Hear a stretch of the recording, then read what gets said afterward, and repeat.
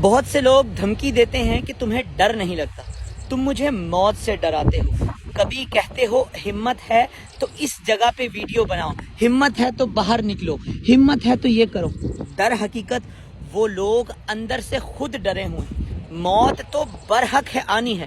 کیا محمد صلی اللہ علیہ وسلم کو موت نہیں آئی تھی؟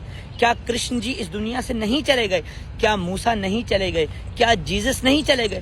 تم چاہے جو مرضی کہانی لکھو کہ شہید زندہ ہوتا ہے، یا ہم کسی زندہ خدا کو مانتے ہیں، یا کرشن جی ہمیں دیکھ رہے ہیں، یا شیو جی ہمیں دیکھ رہے ہیں، یہ تو تمہاری کہانی ہے۔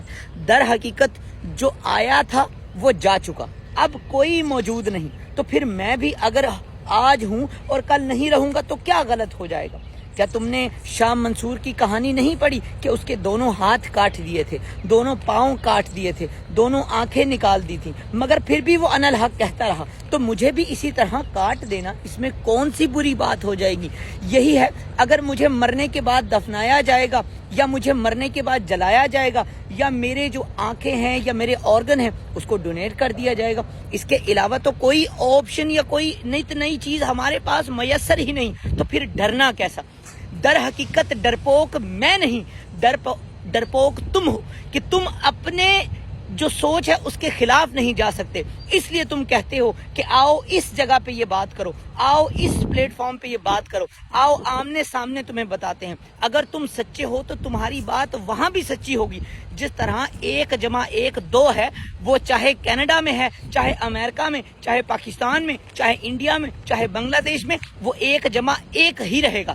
پھر یہ تم کیوں کہتے ہو کہ اگر تم نے بات کرنی ہے تو آؤ ہمارے ملک میں آ کے بات کرو، آؤ کسی اسلامک ملک میں بات کرو، آؤ کسی کرسچن ملک میں بات کرو، آؤ کسی یہودی ملک میں بات کرو؟ جب تم یہ خود کہتے ہو کہ یہ پوری دنیا کسی اللہ کی ہے تو پھر تمہارے پاس اللہ کی جواب کیوں موجود نہیں؟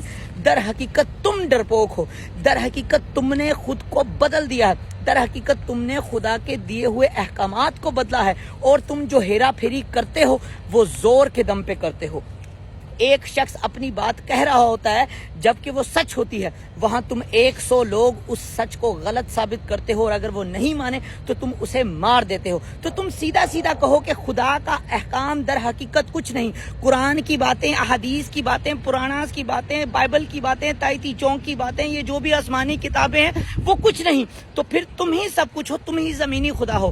جہاں اگر ہندوازم کی کوئی بات منوانی ہو تو اس کو 100 پنڈت چاہیے، جہاں ملاؤں کی باتیں ماننی ہو وہاں اسے 1000 یا 100 مولوی چاہیے، جہاں کرسچنوں کی بات ماننی ہو وہاں 100-150 جو ہے وہ فادر یا پریسٹ چاہیے۔ تو اس کا مطلب تمہیں تمہاری بات منوانے کے لیے انسانی حقوق اور انسانی درندے چاہیے، جو کہ اس بات کو زبردستی اس معصوم اور اس بالکل سافٹ سے دل کے اوپر، جو کہ تمہاری تمام باتیں، تمہارے کلچر، تمہارا دین، تمہاری ہر چیز کو رد کر دے اور اپنی بات کو صحیح کہے، تم اسے زور کے دم پہ، تم اسے دہشت گردی کے دم پہ اسے رد کرتے ہو۔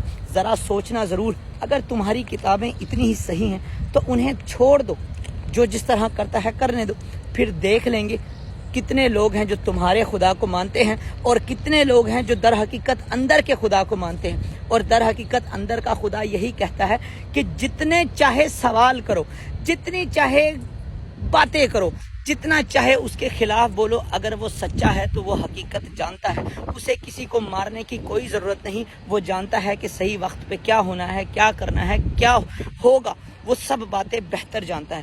تو پھر سوچنا کہ تم نے خدا کے دیے ہوئے تمام وعدوں سے دھوکہ کیا، تم نے اپنی مسجدیں بنا لی، اپنے چرچ بنا لیے، اپنے مندر بنا لیے، جبکہ خدا تو کہیں بھی موجود نہیں، کہیں بھی موجود نہیں۔ بس یہی کہوں گا، نہ دین ملا نہ دنیا۔